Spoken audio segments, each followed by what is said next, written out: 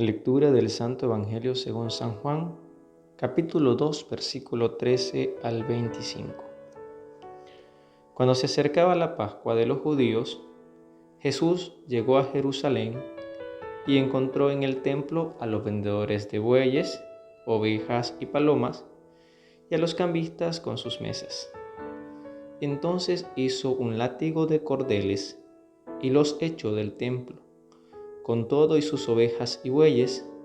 A los cambistas les volcó las mesas y les tiró al suelo las monedas.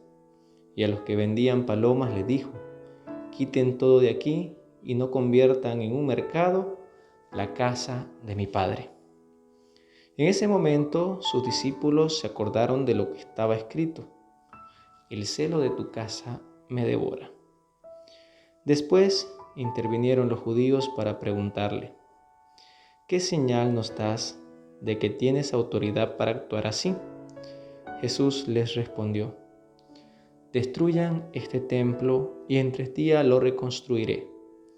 Replicaron los judíos: 46 años se ha llevado la construcción del templo, ¿y tú lo vas a levantar en 3 días? Pero él hablaba del templo de su cuerpo. Por eso, cuando resucitó Jesús de entre los muertos, se acordaron sus discípulos de que había dicho aquello y creyeron en la Escritura y en las palabras que Jesús había dicho.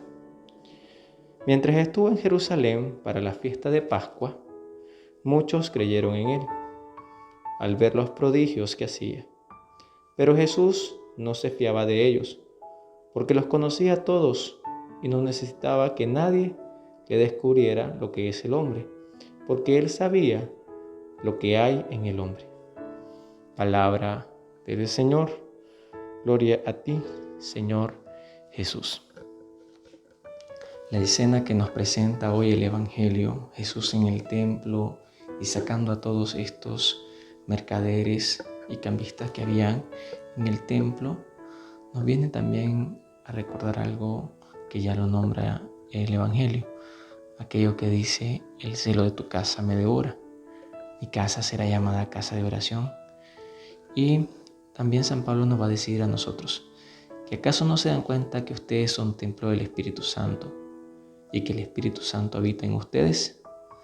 Por lo tanto, comparando nuestro templo, nuestro ser, a el que nos presenta hoy el Evangelio, podemos tomar conciencia de que muchas veces nosotros dejamos que en nuestra vida, que en nuestro interior se metan mucha bulla, muchos mercaderes, muchos cambistas, y comenzamos a quitarle el sentido del templo, de lo que somos.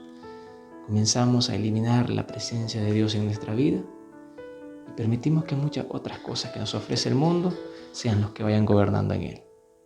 Jesús, en este caso, comienza a sacarlos a todos para devolverle el sentido que tenía el templo. Un lugar de encuentro con Dios, un lugar de oración. Precisamente es lo que tiene que ser. Y muchas veces lo primero que llegamos a hacer a un templo es a criticar o a chismear, o cuando entra alguien comenzamos a decir muchas cosas.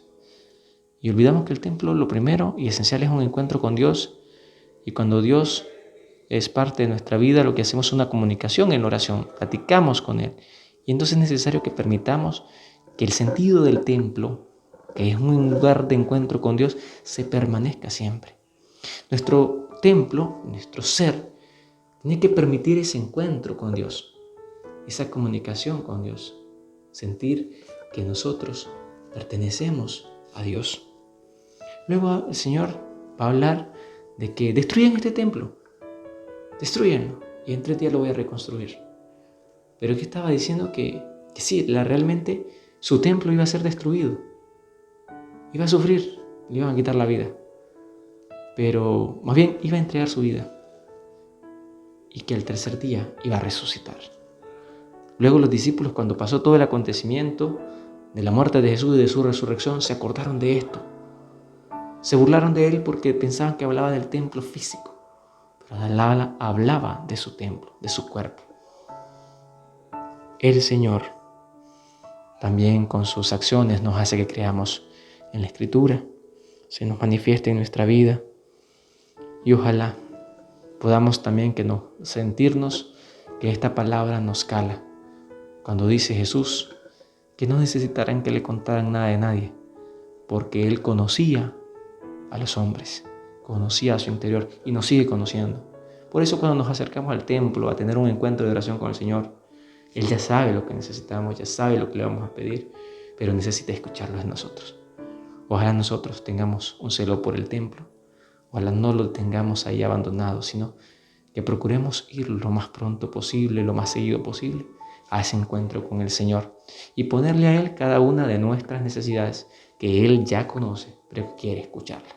Que el Señor les bendiga en este día del Señor.